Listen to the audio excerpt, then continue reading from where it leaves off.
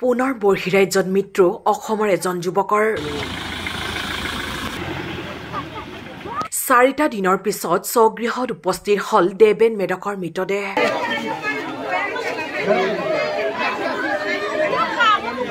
লগে লগে এক শোকাকুল পৰিৱেশে বিৰাজ কৰে সমগ্ৰ অঞ্চলটোত।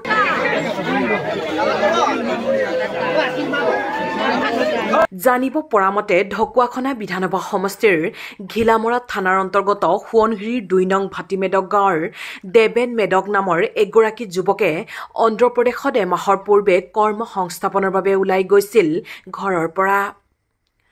অন্ধ্ৰপ্ৰদেশৰ কোনোবা এখন ব্যক্তিগত খণ্ডৰ পুখুৰীত মৎস্য পালনৰ বাবে দেবেন মেডক শ্ৰমিক হিচাপে আছিল কৰ্মৰত। জানিব পৰা মতে যোৱা 31 মেত শুকুৰবাৰে সন্ধিয়া প্ৰায় 3 বজাত কৰ্মস্থলীত মাছৰ আহাৰ যোগান ধৰিবলৈ যোৱাৰ পিছতে পুখুৰীৰ পৰা কিছু নিলগত সংকটজনক অৱস্থাত উদ্ধাৰ কৰা হয় দেবেন মেডকক। দেবেন মেডকক ততাতৈয়াকৈ উদ্ধাৰ কৰি চিকিৎসালয়ত ভৰ্তি কৰোৱা হয় যদিও সন্ধিয়া 6:30 চিকিৎসকে মৃত বুলি ঘোষণা কৰে যুৱকজনক।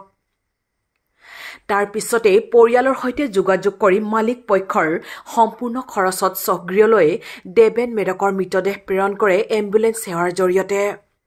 ইফালে 4 দিনৰ পিছত অৰ্থাৎ সোমবাৰে দিনৰ প্ৰায় 12:30 দেবেন মেডকৰ মৃতদেহ স্বগৃহত উপস্থিত হোৱাৰ লগে লগে পৰিয়ালৰ মাজত কান্দোনৰ ৰোল আৰু শোকাকুল পৰিৱেশে বিৰাজ কৰে সমগ্ৰ অঞ্চলটোত।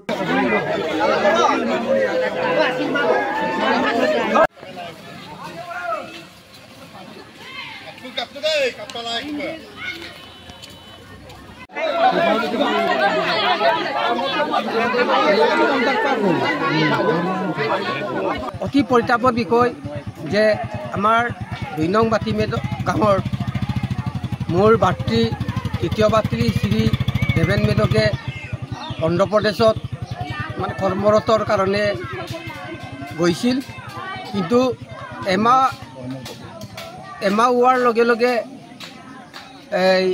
তাৰ পৰা আমি যোৱা শুকুৰবাৰে 31 তাৰিখে মৃত্যু হৈছে বুলি আজি ঘৰত বিশেষকৈ ডেড বডিখনক আনি দিয়া হৈছে।